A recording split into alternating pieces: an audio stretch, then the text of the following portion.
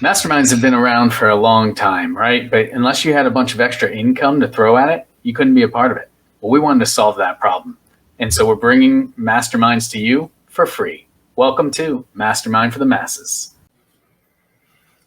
All right, everyone. Welcome to Mastermind for the Masses. We are super excited today to have Vaishali Dialani with us. She is a senior CX strategist, a co author of CX5, and a multi year award winner in the top 25 CXM stars.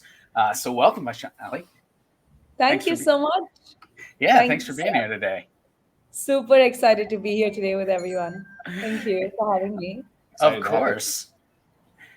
Yeah, one of the things we do every week is we kick things off to just kind of talk about what's going on this week. And I know Colby just had a big move, started a new job. So I figured we'd ask him first how things been going this week, man. Good. Definitely a little bit chaotic, and definitely like I slept in today. I think I slept like 10 or 11 hours just because I was just exhausted from the week. I've already, I mean, I was already here a week before, but this week with actually having, the job start and everything, it was just kind of the stress, all the social stress that you deal with getting acclimated with your coworkers and all the people around you, and then the sleep schedule that you have to get used to again and everything like that. And so it's just kind of a lot of stuff all at once. So definitely today I took advantage of being able to sleep in and just relax. But tomorrow we're gonna go hiking at one of the nearby mountains, so should be nice. Very nice. Yeah. I was kind of on the opposite side of that this week. So I had someone new starting. So I was on, and actually tomorrow or Monday we have someone starting as well. So it's kind of a season of growth in our arena and just getting folks acclimated and getting a chance to see how the strengths that they get to contribute to the team, and that's been kind of exciting to see it from the other side of the lens. So we've got both Absolutely. sides covered here. Shan, what you got going on this week, man? I got too much going on. I'm still doing a little bit of small home renovation, so I'm trying to fill in some extra time with that. I have a wedding today where both of my sons are the ring bearers, so I got to spend the day kind of getting them prepped and dressed up and all good for that. And other than that, it's been pretty solid and steady. Very Nice. nice. All right, now it's your turn, Vaishali. How's things been going for you this week?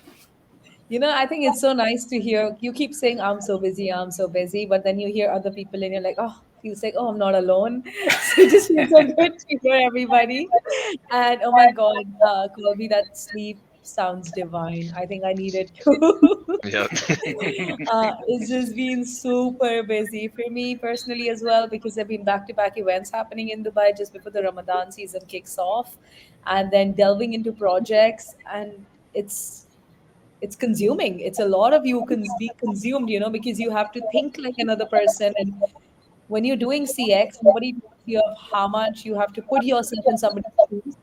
You keep talking about it, but there's one thing to actually do it, and it's really tiring. So there's been a lot going on, but besides that, the weather's in Dubai has been surprisingly very cozy. So it's been raining all day long, and I've just had a lot of good family time with my nephews today. Very nice. Nice. That's fantastic. And yeah, thanks for pointing out that you are joining us all the way from Dubai. So we've gone international with Mastermind for the Masses, which is pretty awesome.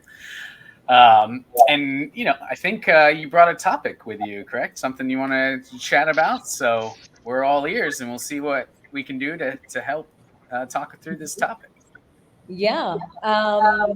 So I think I recall our last conversation, Josh, where we were talking about experiences, and I was absolutely amazed by the experience you bring in from technology. And as a technology experience specialist or director almost, and that's not common. That's not very common from a CX space. For those who know me as a CX strategist, you kind of have a very holistic experience to everything. And so during our chat, we found a common ground on how similar experience are perceived, yet because of cultural factors or social factors, the East and West have very different perception of how they should experience those experiences, even though end of the day we all are human beings. How much we say that, oh, customers should be the same and should be perceived the same, and brands really try to standardize those experiences for them no matter how global they are. they cannot, unfortunately, because there are a lot of factors that kind of kick in. So I would love to dive on that. But before I kind of start, I don't know if you guys have had interesting conversations on East and West and how culture factor plays a role in experiences. Yeah, I mean, so the organization I'm with now is primarily US based. So it comes up a little bit less frequent, but one of the things, it's still a consideration when I approach experience, no matter what, because just because we do business inside of the US doesn't mean that we don't have other folks, culturally either coming to do business with us, or, folks that do have that background and influence. So I think it's always been a factor that I try to consider.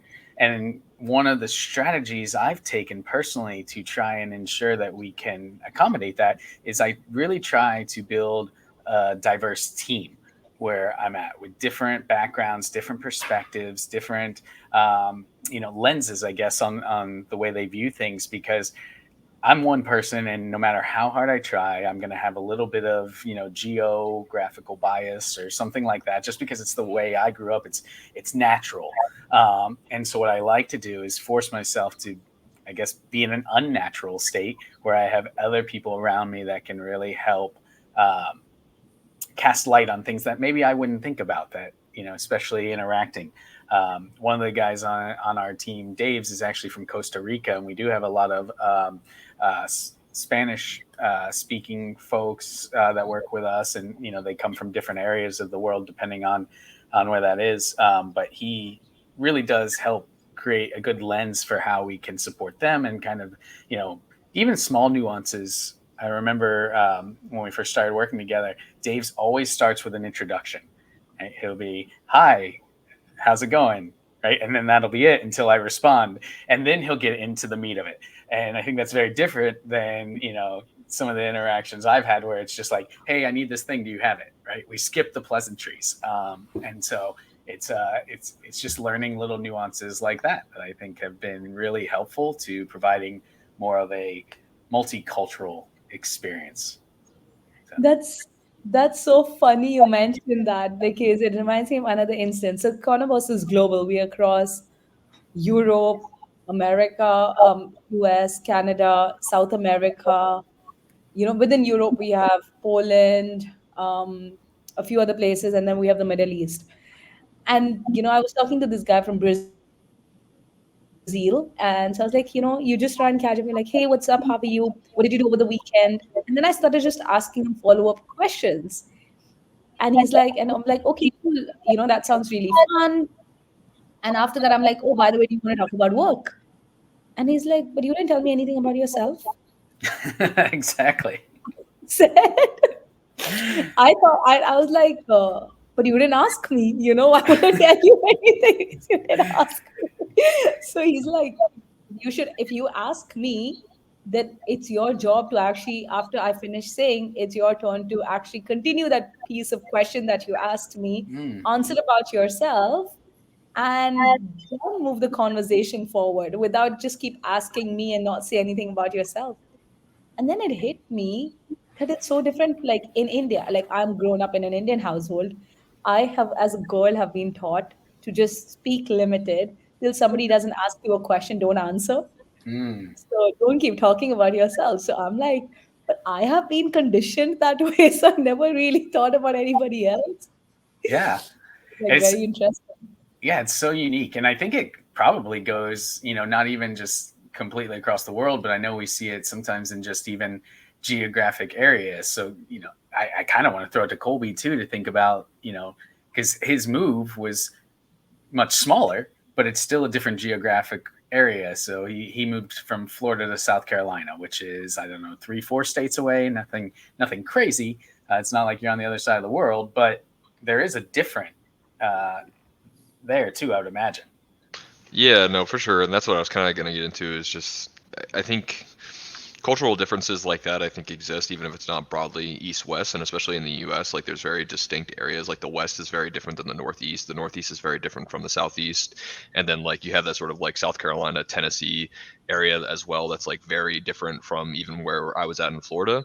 And Yeah, it's just I think when you're getting used to it, I think you just have to, like, at least from my perspective, I kind of have to be more quiet and just listen and watch people and how they act, because it's one of those things where, like you kind of brought up, Vaishali, it's you get brought up a certain way and you are conditioned to act a certain way socially with people. And if you, to me, if you always like assume that that's how everyone is going to act as well, you kind of end up like in a situation where you're like oof, like maybe I shouldn't have done that, like, right, like it takes some like time to get used to.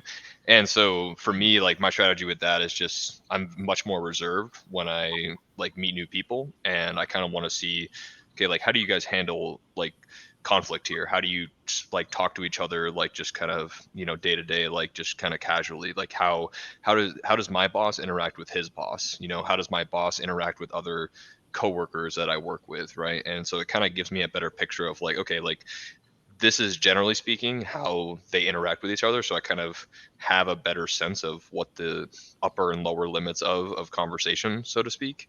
And at least that helps me feel a lot more comfortable. Like I know Wednesday, because I spent my first 2 days doing orientation with like HR and stuff like that, so I didn't really get to interact with my team.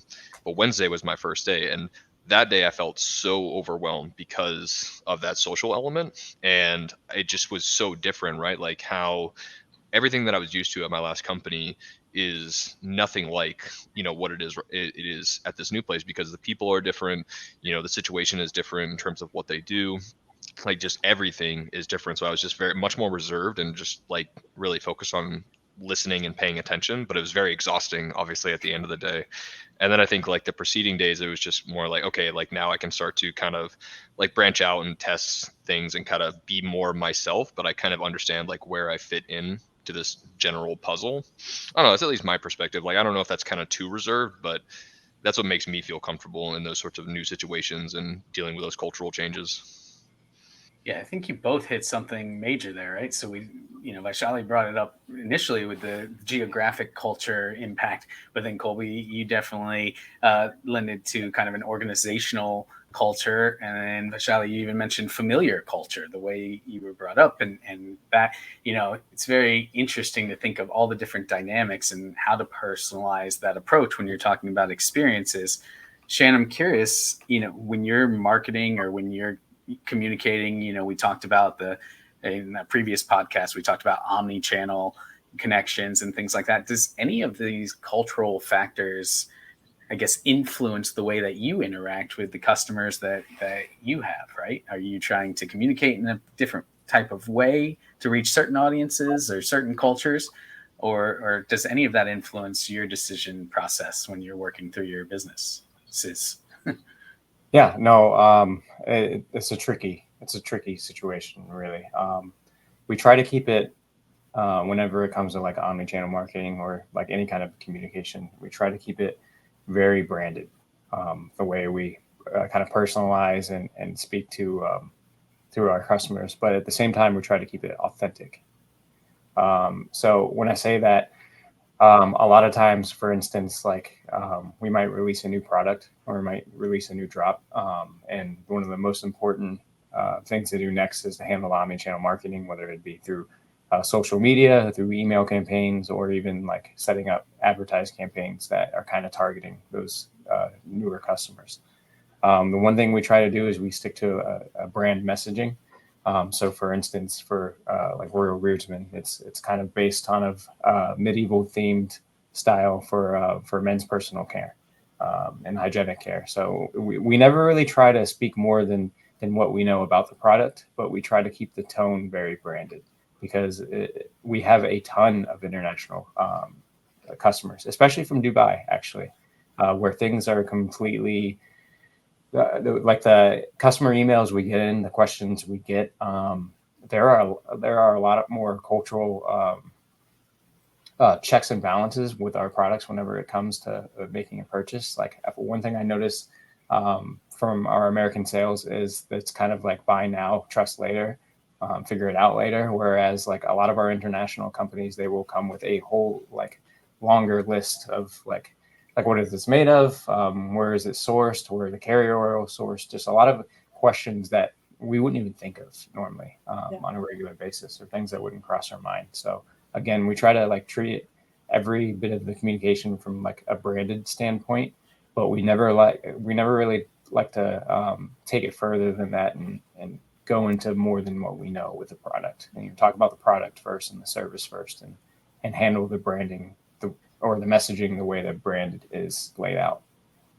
Very, very, very interesting that you say that. And I think one of the reasons why you have these checklists first is because of the options available here. It's such a competitive space. They know exactly what they're purchasing. They're very conscious consumers. They have a lot of money to spend, but they're Yes. very conscious of where they're spending and how they're spending it. So it's very interesting you mentioned that because I always feel like I know this point, but you never actually kind of hear it from someone's perspective. And I'm like, yeah, I know that, but it's so nice to actually hear it from you because you kind of validated it from the experiences and from the surveys and feedback that you have received.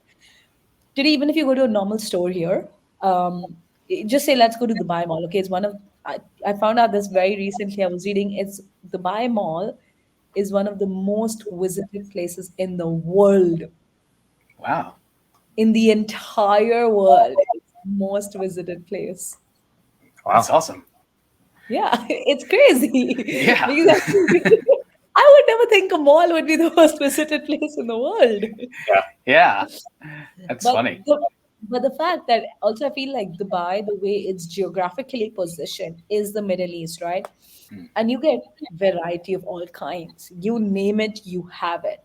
Be it China, be it Egypt, be it Turkey, be it Europe, North America, Australia, Asia, just name it, you have it all. You will find anything and everything in Dubai. I don't think there's one thing that you need to go anywhere else to specially get. And so the availability of resources and the availability to purchase makes you a more conscious consumer because now you can choose whether I want to buy an A product or a B product. And why would I choose to buy an A over a B? And what are the benefits I'm getting over A over B if I'm paying a certain price? Hmm. In comparison to the West or North America, or specifically, where I also feel you have limited choice. You don't have extravaganza choice. And I think you learn to live with it, especially if you grow up there. Yeah. It's just like, yeah, this is it. I don't have an option. I'm just gonna go ahead with what it is, pick it up, get my work done, and get the shit out of that one particular store because I've got what I need. Yep.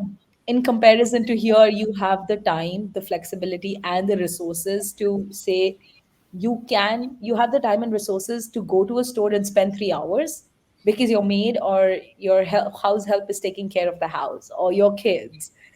Someone like in North America does not have that time and resources. They have to go pick their kids up from school. They need to go run errands. They need to do different things. They don't even have the time to think and make a conscious decision. So it's very interesting. If my Yeah. wife hears this part of the podcast, I think we'll be moving to Dubai. So, Yeah, I'm learning a lot about again, like I'm glad you said it, because there is a big like money is a huge factor for a lot of our Dubai orders. They come in large, and what blows my mind even more is, okay, yes, it will be a $400 order, but like $150 out of that 400 will just be for expedited shipping. And I've had these conversations with a lot of them, so, and this is why it makes so much sense. And they're reaching out, like, I ask, if you don't mind me asking, like, how did you hear about us, and why did you decide to go with us versus like a local option? And they were like reviews, content around it. I know like this is a trusted source. Like I know what I'm gonna get before I get it, just because of the amount of like content and reviews that are out there for them to research. So it is. I really like this conversation because again, like uh, other than that perspective, I don't know. So I'm just kind of learning with my experience with them. So the way you're kind of describing the way the purchase temperature is and the way people make purchasing decisions in Dubai, it makes a lot of sense. And it's Yep. Yeah. interesting. It's also very interesting that you mentioned about I forgot what you just spoke about. I'm like, about this. the expedited shipping.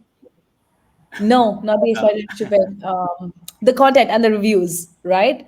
Yeah. Yes. So I'll just tell you, there was an Amazon sale for Ramadan deal, and I have had a spree of shopping this whole week.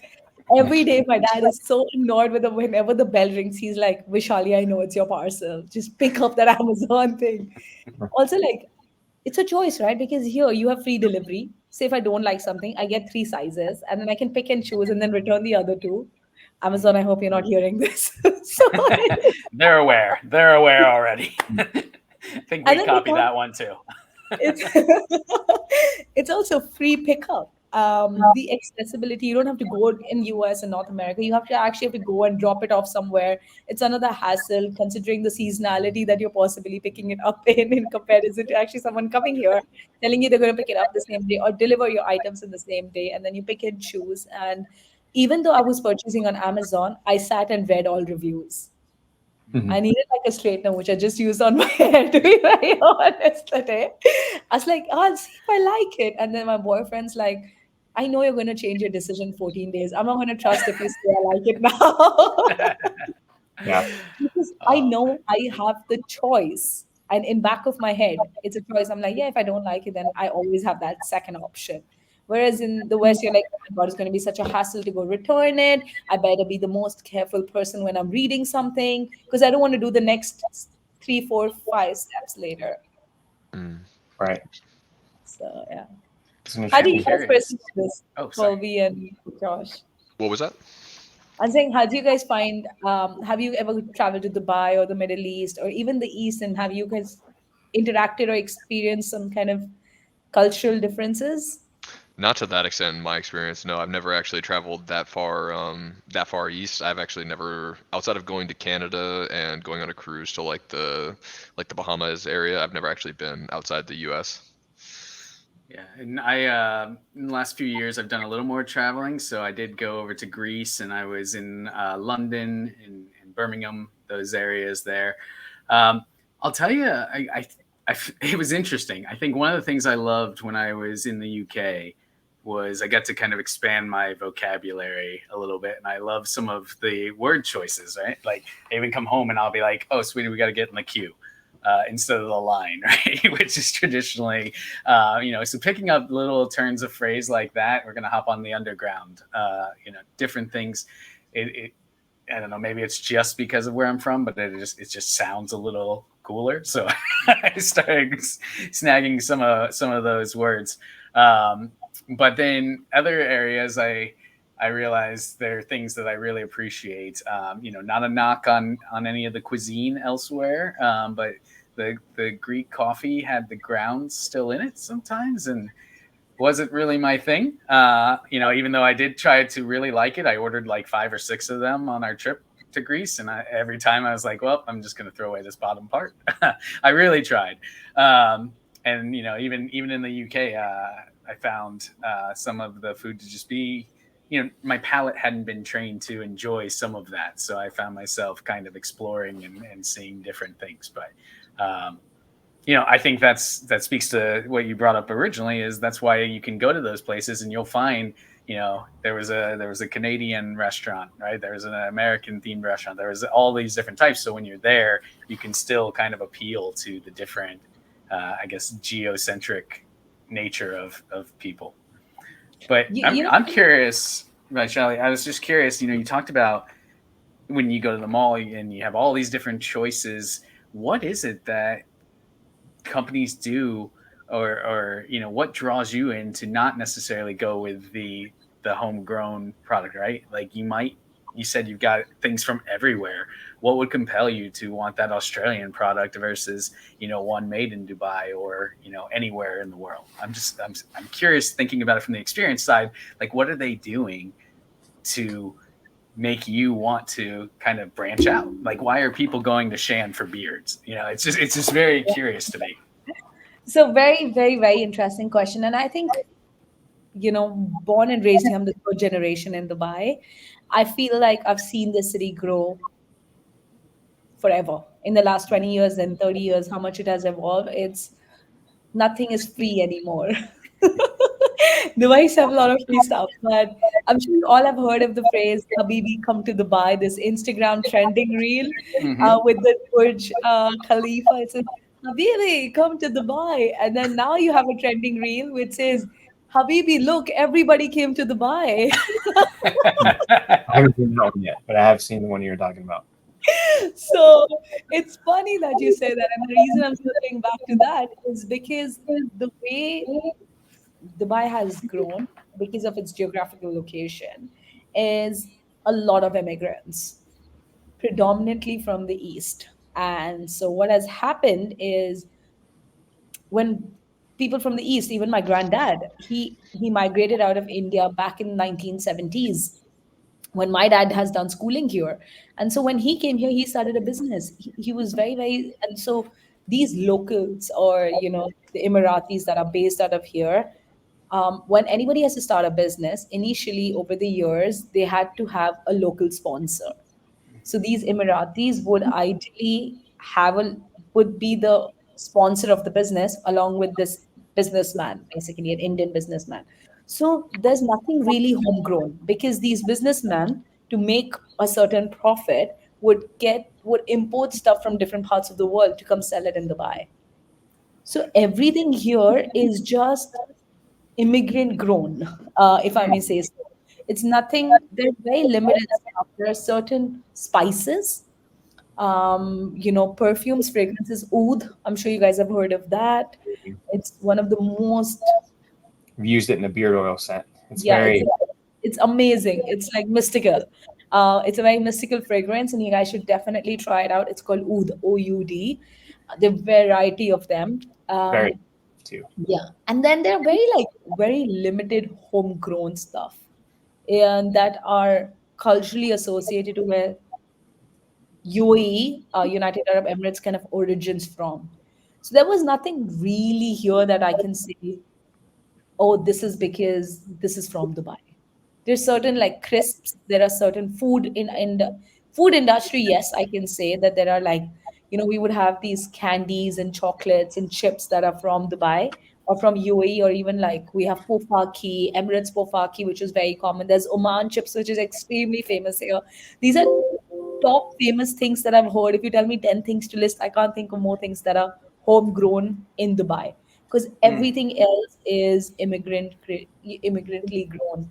Um, so having said that, because as immigrants started to grow in Dubai, they all brought their cultural aspects in. They brought their own culture with themselves, be it the food, be it the decor, be it, you know, anything and everything.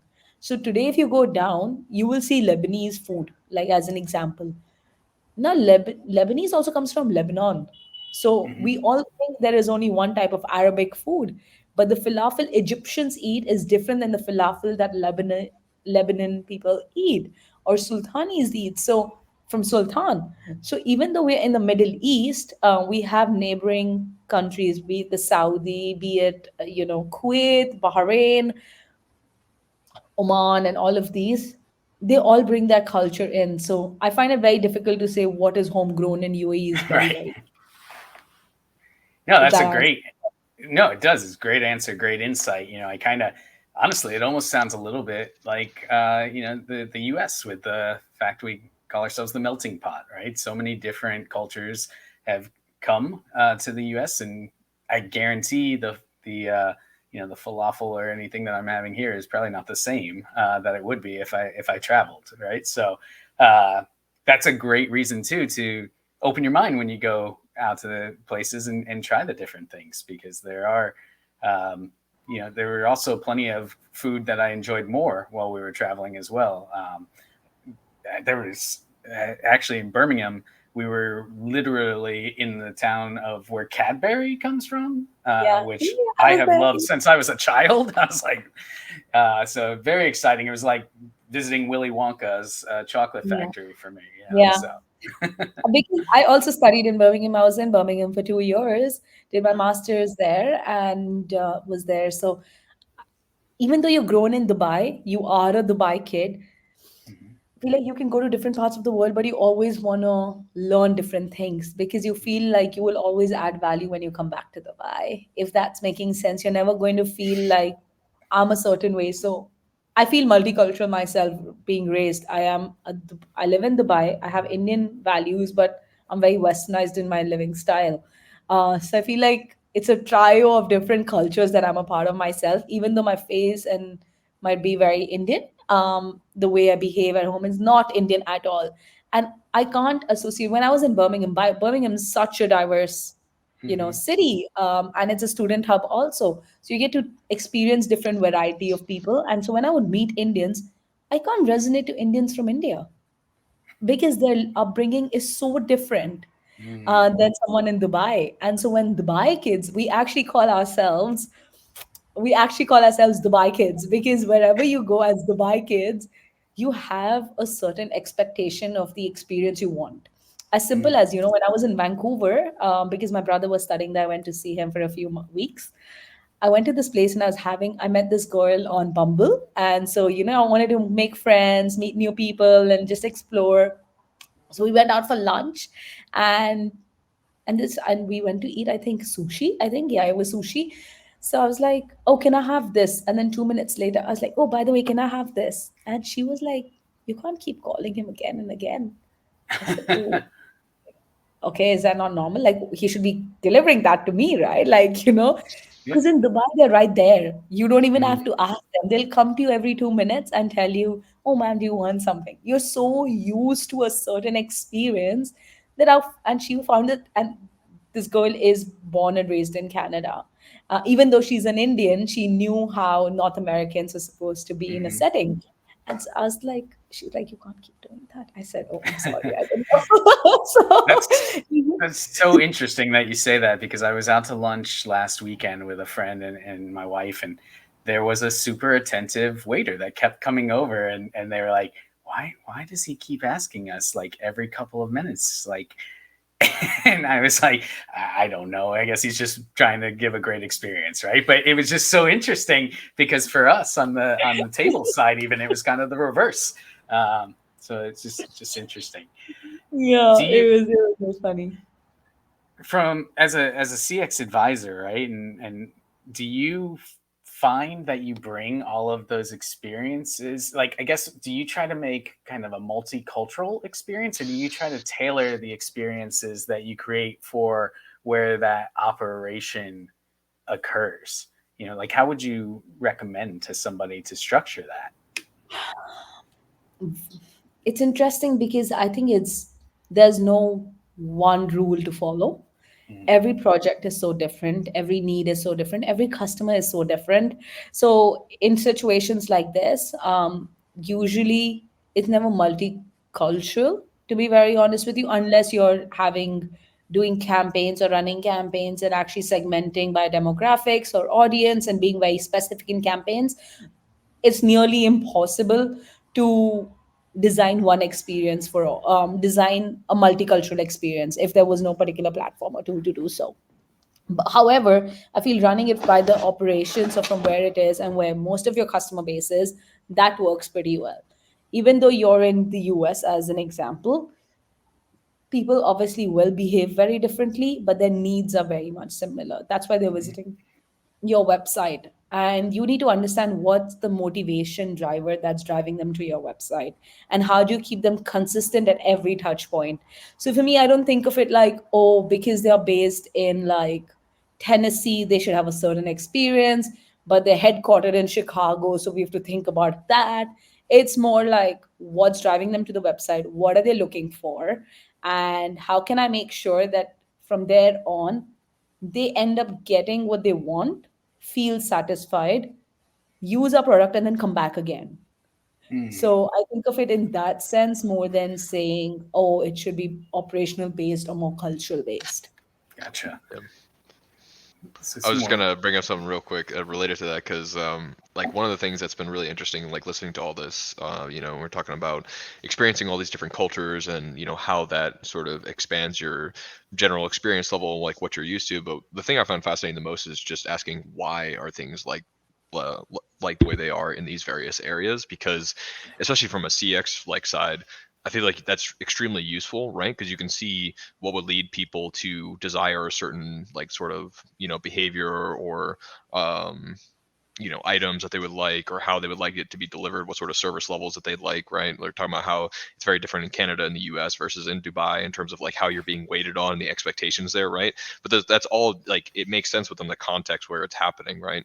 And if you can extrapolate all those like little bits of information, you have, I guess, like more tools or information in your brain that you can use to figure out a problem of like, why aren't we hitting this market, right? Like, why isn't this resonating with our user base or our customer base? Like, what is happening, right? And if you really break down like who your users are, why they would visit your site, like you're talking about, Vaishali, like it's just, everything starts to make a lot more sense. And that's why I feel like it's just so valuable to experience new environments, even like from on a much smaller perspective, like in my world, right? Like just moving states, right? And still in the same country, just a different job, still in IT, it's still a very different experience, right? And so like I have all of my experiences with my past company inside of my new one, and I am getting used to what they're doing, but at the same time I have this repertoire of knowledge that I can use to help the new team that I'm with, right? Like just because they're doing something a certain way doesn't mean I can't bring value from my past experiences into them. So I just found that like that whole sort of exchange is super interesting from that perspective. Yeah. And I think you bring up a great point, Colby, and something that Vaishali touched on earlier too. Is even with the interactions, it's important to understand, I guess, the person you're working with, but it's also important to bring your viewpoints and your expertise into the situation, because you could wind up uh, with an even stronger connection, an even stronger product, an even stronger experience.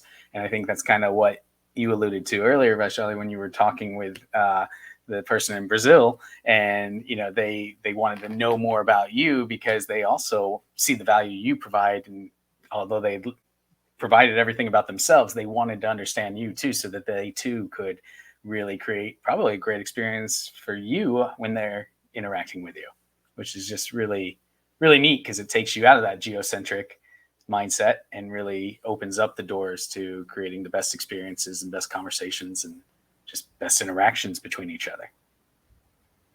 Yeah, I absolutely agree with both of you. And, very well said, Colby and Josh. I think there is also a sense of, when you're designing these experiences, I feel personally, and this is completely my personal opinion and my viewpoint that I bring on the table, is I almost make this my motive to travel more, because the more you travel, the more experiences and the more perspectives you get.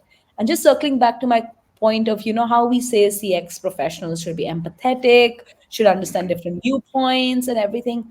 But there's only so much you, as a limited knowledge person, can understand, because if they haven't experienced it for themselves, no matter how much they read, there is a limited knowledge that you kind of consume. But when you experience new things, when you go to Greece or when you go anywhere else, you're really able to actually put yourself in somebody else's shoes, which is a mind-boggling experience when you are crafting those designs and those experiences. So this is just a way of saying you guys should visit Dubai soon. Just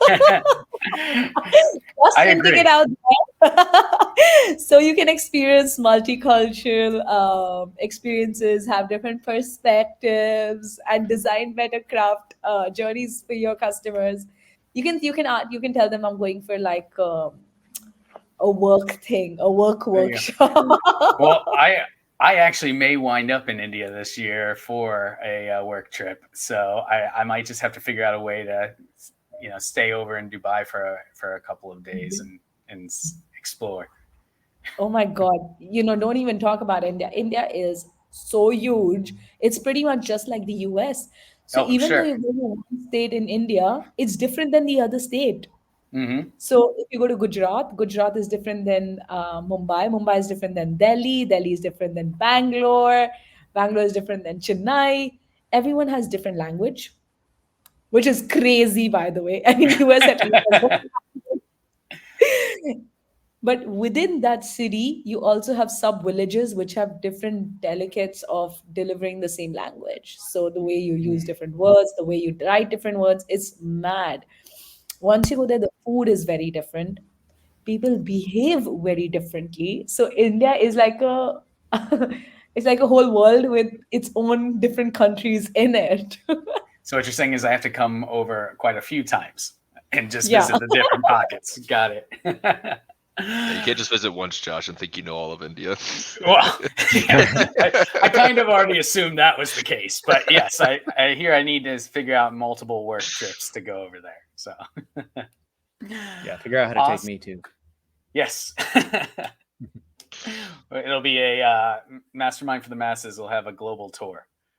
There you go. That'd be awesome. One That day would you're be awesome. manifesting it. That you're I know. manifesting it out there.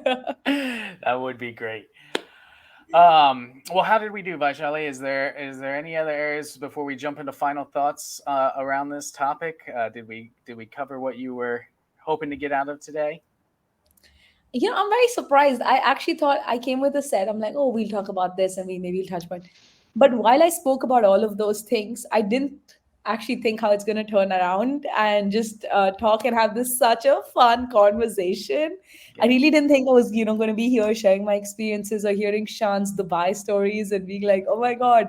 It made me go into a retrospective of like, oh yeah, I was able to connect the dots. And I didn't think that would actually happen. So while I thought we're going to talk about more like strategies and all of that, I really enjoyed this conversation because it was more of like our own experiences to design better experiences, which is really, really exciting for me personally.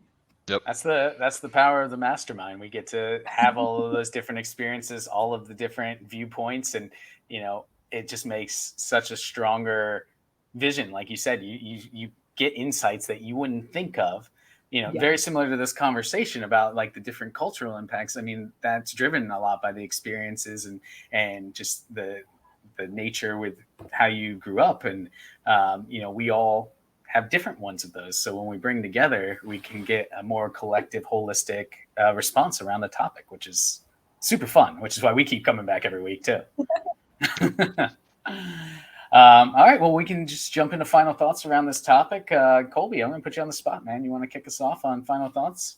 Yeah, that works. Yeah, so for me, I think it's a couple of key things, and one is related to open-mindedness and approaching things without judgment. I think is the biggest thing because new experiences are great, but if you approach them in the wrong way, you'll get absolutely nothing out of it for the most part, and it might even be like something negative that you might experience from it. And so I think it's important when you get into these new experiences and you can experience a different culture and different viewpoints, if you have to just divorce yourself from what you believe in for a bit and just approach it with the idea that you could be wrong on stuff, like you got to actually be in an inquisitive and curious mindset to actually get the value right. And like at the end you can make a decision like, yeah, when I interact with people socially, I'm still going to do this thing instead of doing the thing that they do. Like I still prefer X over Y, right?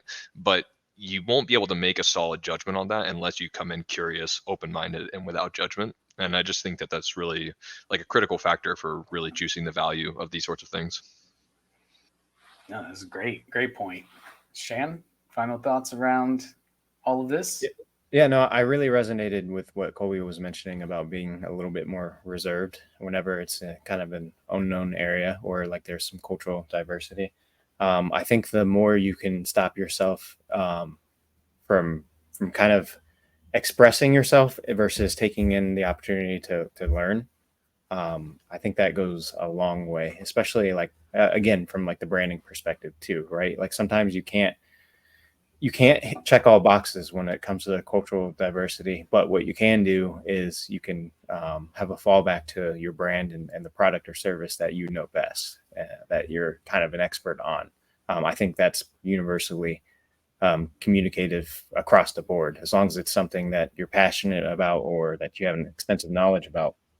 That's why I think it's important to fall back on just what you've built for a brand, even if that's your personality, right? Like that reserving mindset really resonated with me too as well, because it's not meaning don't be yourself, but take the opportunity to, again, like just really learn how the cultural diversive conversation might go. And before you just blabber the way you normally would blabber, just take the opportunity to really slow it down, because I think the same works for an interview too, right? Like we talk about this a lot for like cultural diversity, but even just not knowing the other person on the other end. What's the number one thing or number one advice you get like in an interview with someone you never met before? Be reserved. Like like, don't be afraid to say what you know, especially if you're passionate again and you're an expert on it. Like, really speak to that, but at the same time, make sure you step back and kind of just are willing to absorb the opposite end of things. And that mindset has worked well for me. But it had me thinking a lot with this conversation and the kind of different approaches some people might take when it comes to that cultural diversity. For sure. Vaishali, I'm turning it to you. I absolutely resonate with the both of them. I think if there were three key takeaways or final thoughts that I would have, the first one would be continue to stay curious. I think when you're curious, it automatically makes you question things. And when you question things, like Colby said, you want to figure out the why, or you want to figure out what drives them.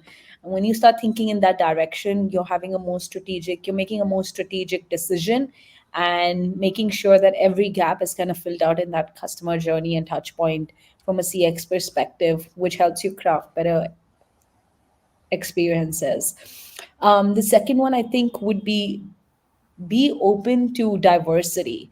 While we all talk about DEI and we talk about different things, imagine whenever we are in a room of completely unknown people, the first people we still go to is the one who looks very similar to us.